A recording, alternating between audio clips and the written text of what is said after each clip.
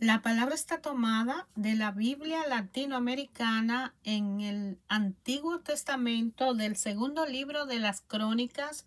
Vamos a leer capítulo 25, 26 y 27. Amasía tenía 25 años cuando comenzó a reinar. Reinó 29 años en Jerusalén. Su madre, Yahadán, era de Jerusalén. Obró lo que es bueno a los ojos de Yahvé, aunque no de todo corazón. Cuando se sintió fuerte, dio muerte a los servidores que habían asesinado al rey su padre. Pero no hizo morir a los hijos de ellos, conforme a lo escrito en la ley en el libro de Moisés. Desde Yahvé, donde Yahvé tenía prescrito, no morirán los padres por los hijos, ni los hijos por los padres, sino que cada uno morirá por su propio pecado. Amasías reunió a todos los judíos de Judá y de Benjamín y los organizó con jefes de 1,000 y de 100. Hizo el censo de ellos desde los 20 años para arriba y encontró 300,000 hombres escogidos, aptos para la guerra y el manejo de la lanza y el escudo grande. Tomó también a sueldo en Israel por 100 talentos de plata 100,000 hombres valientes. Pero vino donde él un hombre de Dios que le dijo: «Oh rey, que no salga contigo el ejército de Israel, porque Yahvé no está con Israel, ni con ninguno de los hijos de Efraín.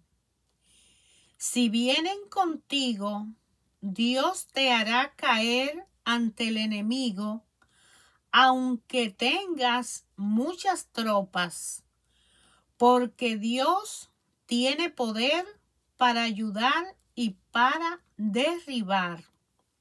Amasías respondió al hombre de Dios: «¿Y qué haré con los 100 talentos que he dado a la tropa de Israel?» Contestó el hombre de Dios: «Yahvé tiene poder para darte mucho más que eso». Y Amasías separó los destacamentos que le habían venido de Efraín para que se volvieran a sus lugares. Ellos se enojaron mucho contra Judá y se volvieron a sus casas enfurecidos. Amasías cobró ánimo y, tomando el mando de su pueblo, marchó al valle de la Sal, donde derrotó a 10,000 hombres de los hijos de Seir. Los hijos de Judá apresaron vivo a 10,000 de ellos y, llevándolos a la cumbre de la peña, lo precipitaron desde allí, quedando todos ellos reventados. Entretanto, las tropas que Amasías había despedido para que no fueran con él a la guerra, se desparramaron por las ciudades de Judá, desde Samaria hasta Betorón, pero fueron derrotados 3,000 de ellos y se recogió mucho botín. Después de que regresó Amasías de su victoria sobre los edomitas, introdujo los dioses del pueblo de Seir y lo escogió para que fueran dioses suyos y postrándose ante ellos le quemó incienso. Entonces se enojó Yahvé contra Amasías y le mandó un profeta a decirle: ¿por qué has ido a buscar a los dioses de ese pueblo que no han podido librar de tu mano a su propia gente? Mientras él le hablaba, Amasías lo interrumpió: ¿acaso te hemos hecho consejero del rey? Cállate, no sea que yo dé la orden de matarte. Entonces el profeta terminó con estas palabras: ya veo que Dios ha determinado destruirte, porque después de actuar así, no quiere escuchar mis advertencias.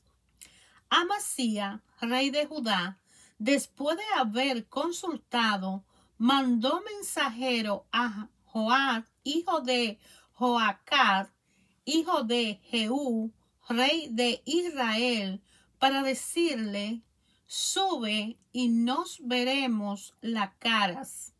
Pero Joás, rey de Israel, mandó decir a Amasías, rey de Judá: el cardo del Líbano mandó a decir al cedro el Líbano: dame tu hija para mujer de mi hijo.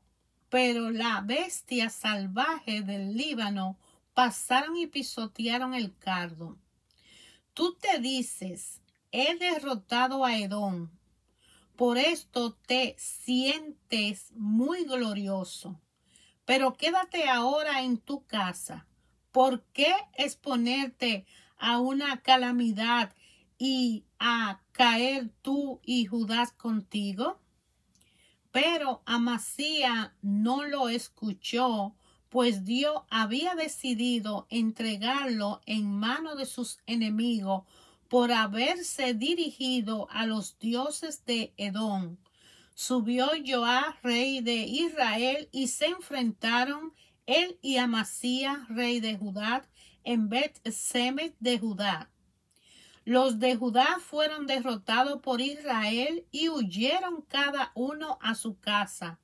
Joás, rey de Israel, capturó a Amasías, rey de Judá, hijo de Joab, hijo de Ocosías, en Bet-Semes, y lo llevó a Jerusalén y echó abajo la muralla de Jerusalén, desde la puerta de Efraín hasta la puerta del ángulo.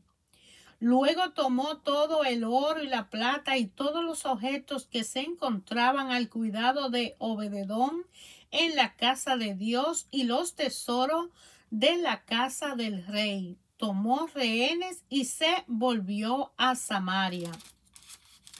Amasías, hijo de Joás, rey de Judá, vivió 15 años después de la muerte de Joás, hijo de Joacá, rey de Israel. Lo demás referente a Amasías del comienzo al fin no está escrito en el libro de los reyes de Judá y de Israel. Después de que Amasías se apartó de Yahvé, se conjuraron contra él en Jerusalén, por lo que huyó a Laquis, pero mandaron gente en su persecución hasta Laquis y allí lo mataron. Y transportando el cadáver en caballo, lo sepultaron con sus padres en la ciudad de David. Todo el pueblo de Judá tomó a Osías, que tenía 16 años, y lo proclamaron rey en lugar de su padre Amasías. Reconstruyó Elat y la devolvió a Judá. Después que el rey se hubo acostado con su padre, Osías tenía 16 años cuando empezó a reinar y reinó 52 años en Jerusalén. Su madre, Jecolía, era de Jerusalén. Hizo lo que es bueno delante de Yahvé, como lo había hecho su padre Amasías.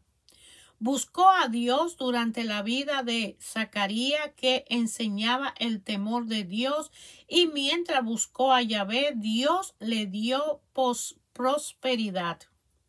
Salió a pelear contra los filisteos y los obligó a arrasar una parte de las murallas de Gat, de Janet y de Asdod. Luego construyó ciudades frente a Asdod y a los filisteos. Dios lo asistió contra los filisteos, contra los árabes que vivían en Gebal y contra los maonitas. Los maonitas pagaron tributo a Osías y su fama llegó hasta la frontera de Egipto porque se había hecho sumamente poderoso. Osías construyó torres en Jerusalén, sobre la puerta del ángulo, sobre la puerta del valle y en el ángulo, y la fortificó. Construyó torre en el desierto y excavó muchas cisternas, pues tenía numerosos ganados en la tierra baja y en la llanura, así como labradores y viñadores en las montañas y en los campos fértiles, porque se interesaba por la agricultura. Osías tenía un ejército que hacía la guerra. Eran tropas que salían a campañas por grupos conforme al número de su censo, hecho bajo la vigilancia de Jehiel el escriba y Maseías el notario, a las órdenes de Hanaías, uno de los jefes del rey. El número total de los jefes de familia paterna entre estos valientes era de 2,600. A su orden estaba un ejército de 307,500 hombres que hacían la guerra con gran valor para ayudar al rey contra el enemigo. Osías proporcionó a todo aquel ejército escudo, lanza, casco, coraza, arcos y hondas para tirar piedra. Hizo construir en Jerusalén máquina inventada por un ingeniero que colocó en las torres y en los ángulos de los muros para disparar saetas y piedras grandes. Su fama se extendió lejos porque fue prodigioso el modo como supo buscarse colaboradores hasta hacerse fuerte. Pero una vez fortalecido en su poder, se puso muy orgulloso hasta corromperse. Desobedeció a Yahvé, su Dios, enfrentando en el templo de Yahvé para quemar incienso sobre el altar del incienso, enfrentando a Yahvé. Fue tras él Azarías el sacerdote, y con él 80 sacerdotes de Yahvé, hombres valientes, que se opusieron al rey Osías y le dijeron: no te corresponde a ti, Osías, quemar incienso a Yahvé, sino a los sacerdotes, los hijos de Aarón, que han sido consagrados para quemar el incienso. Sal del santuario, porque está renegando, lo que no te merecerá honor ante Yahvé tu Dios. Entonces Osías, que tenía en la mano un incienso para ofrecer incienso, se enfureció, y mientras que se enojaba contra los sacerdotes, brotó la lepra en su frente a vista de los sacerdotes en la casa de Yahvé, junto al altar del incienso. El sumo sacerdote Azarías y todos los sacerdotes al mirarlo vieron que tenía lepra en la frente, por lo cual lo echaron de allí rápidamente y él mismo se apresuró a salir porque Yahvé lo había herido. El rey Osías quedó leproso hasta el día de su muerte y vivió en una casa aislada como leproso porque había sido excluido de la casa de Yahvé. Su hijo Jotán estaba al frente de la casa del rey y gobernaba al pueblo. El resto de los hechos de Osías, del comienzo al fin, lo escribió el profeta Isaías, hijo de Amís. Al fin fue Osías a descansar con sus padres y los sepultaron en el terreno donde está el sepulcro de los reyes, porque decían: es un leproso. En su lugar reinó su hijo Jotán. Jotán tenía 25 años cuando comenzó a reinar y reinó 16 años en Jerusalén. Su madre, Jerubá, era hija de Sadok.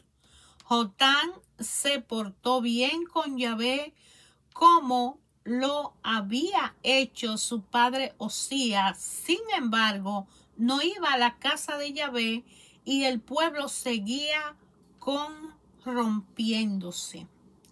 Construyó la puerta superior de la casa de Yahvé e hizo muchas obras en el muro de Ofel. Edificó también ciudades en los cerros de Judá y edificó castillo y torre en los bosques. Declaró la guerra al rey de los amonitas, a los que venció. Los hijos de Amón le dieron aquel año 100 talentos de plata, 10,000 cargas de trigo y 10,000 de cebada. Los amonitas le trajeron lo mismo el año segundo y el tercero. Jotán llegó a ser poderoso porque se afirmó en los caminos de Yahvé su Dios. El resto de los hechos de Jotán, toda su guerra y su obra, están escritos en el libro de los reyes de Israel y de Judá. Tenía 25 años cuando comenzó a reinar y reinó 16 años en Jerusalén.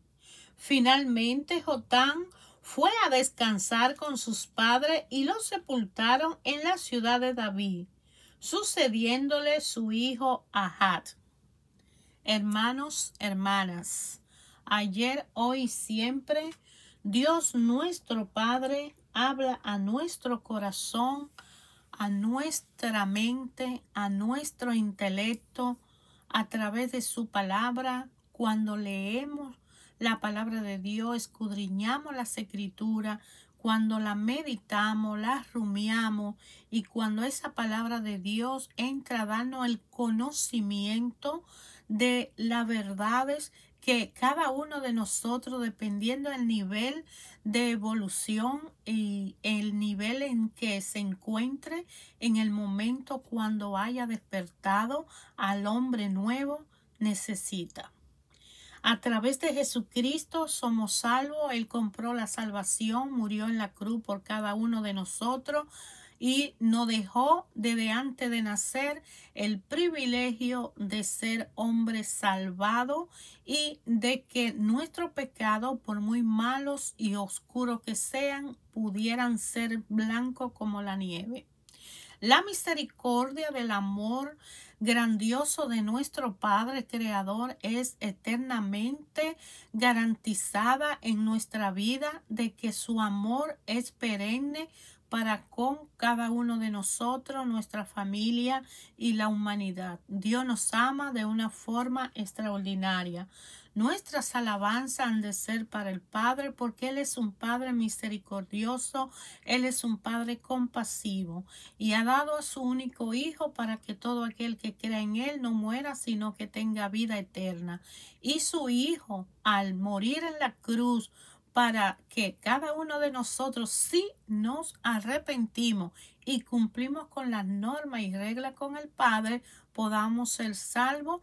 No nos dejó solo. Dijo que Él se iba porque Él iba a preparar para nosotros la vía de llegada, pero que mientras Él venía a rescatarnos, pues iba a dejarnos la fuerza del Espíritu Santo, que es la fuerza del amor del Padre y el Hijo.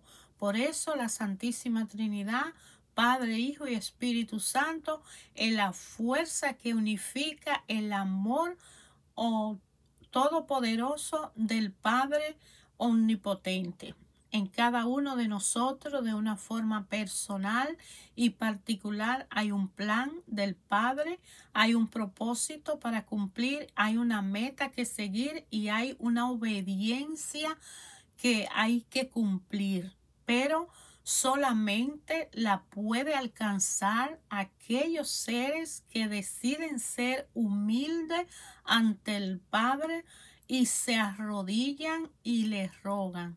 El Padre quiere un corazón arrepentido, humillado y un corazón dispuesto a continuar. Por eso le dijo a Josué: ánimo y no desmayes, sigue adelante, por muy dura que sean las cargas, por muy fuerte que sea el compromiso, por muchas que sean las batallas que hayamos librados y las que hayamos perdido, hay que continuar. Porque el plan del Padre solo Él lo sabe. Él sabe cuándo, cómo y dónde. Él sabe qué va a pasar con nuestra vida. Él sabe por qué estamos cada uno de nosotros hoy aquí en este tiempo. Y Él sabe de nuestro corazón lo más íntimo. Dice que conoce hasta cada una de las hebras de nuestro cabello. Dice que está tan cerca de nosotros que hasta lo podemos sentir. De manera que para verlo y sentirlo necesitamos una relación personal, y el camino y la vía para ello es a través de Jesucristo. Te invito a leer la historia del pueblo, de la salvación del Padre Creador, como ha venido educando a su pueblo desde Abraham hasta Jesucristo, y lo que Él espera con cada uno de nosotros. De manera que debemos despojarnos de ese hombre viejo para buscar y nacer de nuevo, y a través de haber nacido de nuevo, no solo con el bautizo, sino con un arrepentimiento personalmente decidido y un arrepentimiento total, y el cumplimiento de respetar a Dios sobre todas las cosas, respetar al prójimo como a nosotros mismos y amarnos a nosotros mismos, conocer quiénes somos. Nosotros somos hijos preciosos, criatura preciosa del Padre. El Padre muere por cada uno de nosotros. El Padre nos compró con el precio de la sangre de su Hijo. Nosotros tenemos un valor incalculable para Dios. Por muy insignificante que parezca ser la vida de un ser humano, para Dios es importante. No importa la raza, el color de la piel, las circunstancias, las condiciones, no importa. No importa la vez que hayamos caído y la vez que nos hemos levantado, no importa. No jactarnos, sino ser humilde de corazón y volvernos al Padre. Cumplir con su plan, el propósito de respetar sus normas, su decreto, su mandamiento, de cumplir